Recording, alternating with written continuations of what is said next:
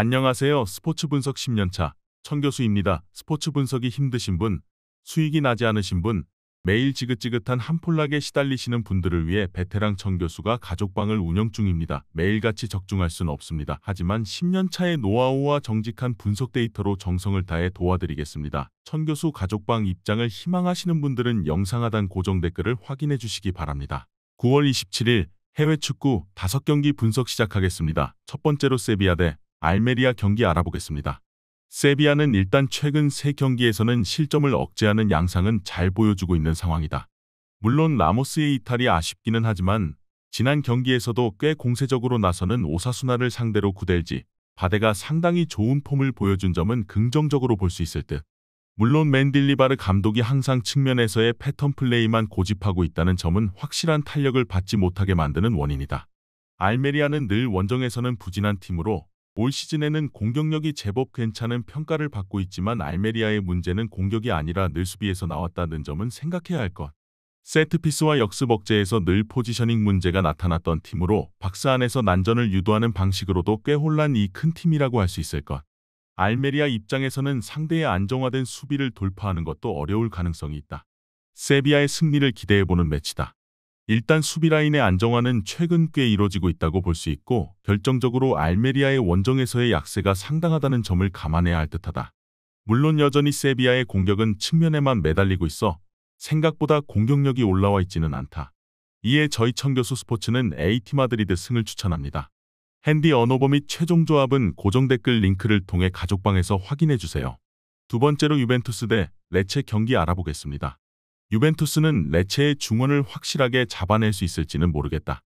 유벤투스의 약점은 중원에서의 플레이메이킹이 잘 안되면서 측면으로 공이 도는 양상이 제법 잦다는 점인데 레체가 생각보다는 중앙에서 버티는 힘이 뛰어난 편이라는 것을 생각해야 할 것. 그나마 유벤투스가 홈에서는 실점 억제가 잘 되는 편이라고는 하지만 중원에서 밀리면 상대 3톱에게 가는 공의 양은 대려 레체가 많을 수도 있다. 레체는 앞서 언급했다시피 중원에서 비티는 능력이 상당히 뛰어나다. 라치오와 피오렌티나를 상대로도 점유율은 몰라도 밀리는 모습을 보이지는 않았다는 점을 주목해야 할 것. 반다의 이탈이 아쉽기는 하지만 적어도 유벤투스의 공격을 측면에만 매달리게 할 수 있다는 추측은 가능할 것으로 보인다. 사실 공격진도 스트레페차가 반다의 공백을 지난 경기에서는 잘 메워준 편이었다. 아무리 유벤투스 홈이라고는 하지만 레체의 중앙 힘을 무시하기는 어려울 것이다. 중원을 쓰는 힘에서 레체가 꽤 괜찮은 상황이라 유벤투스의 공세를 중앙에서 막고 측면으로만 공이 돌게 할 수는 있을 것이다.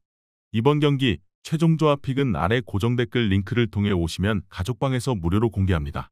영상 잘 보셨나요? 나머지 경기들 보시기 전에 천교수 스포츠 조합 픽 받는 법 알려드리겠습니다. 앞서 말씀드렸다시피 핸디 언어버 최종 조합 픽은 가족방에서 매일 최신으로 공유 중입니다. 가족방 입장 원하시는 분들은 영상 하단 고정 댓글 확인해주세요. 나머지 영상도 재밌게 시청해주시고 유익한 정보 얻어가시기 바랍니다. 세 번째로 맨체스터 유나이티드 대 크리스탈 팰리스 경기 알아보겠습니다. 맨유는 전반적으로 홈에서 팰리스를 잘 잡아내는 편이었다. 마지막으로 홈에서 진 것은 2020년이었고 그 이후로는 팰리스에게 멀티 실점을 내준 경기조차 없는 상태. 물론 생각해야 할 점은 여전히 맨유의 수비라인 뎁스는 너무나 얇아졌다는 점. 그나마 암라바트가 돌아오기는 했는데 이적 이후 부상 소식도 좀 있었던 상황이라 폼을 아주 장담하기는 어려울 수도 있다. 팰리스는 올 시즌에는 지난 시즌과는 달리 공격력이 뚜렷하지는 않은 편. 3대2로 이긴 울브스전이 그나마 나았을 뿐이었다. 에제 올리세자가 동시에 터지는 경우에는 무서운 모습을 보여주었던 지난 시즌과는 달리 올 시즌에는 에제만 홀로 BEST 11의 이름을 올릴 뿐이었다. 그나마 맨유의 얇은 수비 뎁스를 공략할 수는 있겠지만 본인들도 후반에 실점률이 높아지는 것은 매한가지다. 맨유가 홈에서는 팰리스에게 꽤 강했다는 점을 생각해야 할 듯하다. 물론 수비 상황에서의 얇은 뎁스를 생각해야 할 것으로 보이기는 하지만 팰리스의 공격력도 이번 시즌에는 아주 뚜렷하게 장점이라고 보기는 어렵다는 것이 중론이다. 이에 저희 천교수 스포츠는 맨체스터 유나이티드 승을 추천합니다. 핸디 언어버 및 최종 조합은 고정 댓글 링크를 통해 가족방에서 확인해주세요. 네 번째로 릴 대 스타드 랭스 경기 알아보겠습니다. 릴은 생각보다 랭스를 상대로는 호전적인 스타일에 비해서 골이 잘 안 나고 있는 타입. 랭스의 중원이 상당히 거칠게 몰아붙이는 양상을 보여주기 때문에 생각보다는 공격 전개가 원활하지는 않다. 하지만 릴도 라인을 극단적으로 끌어올려서 상대 전진을 막는 데는 능하고 특히 홈에서는 랭스를 상대로 이 플레이가 잘 통했던 편. 랭스의 현재 공격력에서 박스 안 파괴력이 생각보다는 떨어지는 편이라는 걸 공략할 수는 있어 보인다. 랭스의 경우 공격진의 기복이 심한 편인데 대부분의 고리 선수들의 개인 기량으로 만들어낸 박스 바깥에서의 고리라는 점이 원인이라고 볼 수 있겠다. 특히 브레스트같이 전방부터 거칠게 나오는 팀을 상대로는 세트피스에서의 한 골을 제외하면 별다른 찬스를 만들지 못하는 모습. 리를 상대로 공격성을 억제하는 것은 그나마 잘 되고 있는데 본인들도 전진성이 꽤 떨어지는 모습을 보여주는 것은 매한가지였다. 릴이 홈에서는 랭스에게 매우 강했다는 것을 생각해야 할 것이다. 물론 랭스의 강한 중원에서의 거친 플레이 때문에 공격성이 잘 나오지 않을 가능성은 생각해야 하나 랭스의 전진을 막는데 호전적인 릴의 압박이 효과를 보고 있다는 판단은 확실하게 가능할 것으로 예상된다. 이번 경기 최종 조합 픽은 아래 고정 댓글 링크를 통해 오시면 가족방에서 무료로 공개합니다. 마지막으로 마요르카 대 바르셀로나 경기 알아보겠습니다.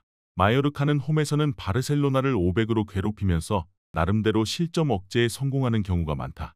다만 공격력을 바르셀로나의 경기 장악력에 비비기에는 전력 차이가 컸고 결국에는 한 골 차 패배를 면치 못하는 모습.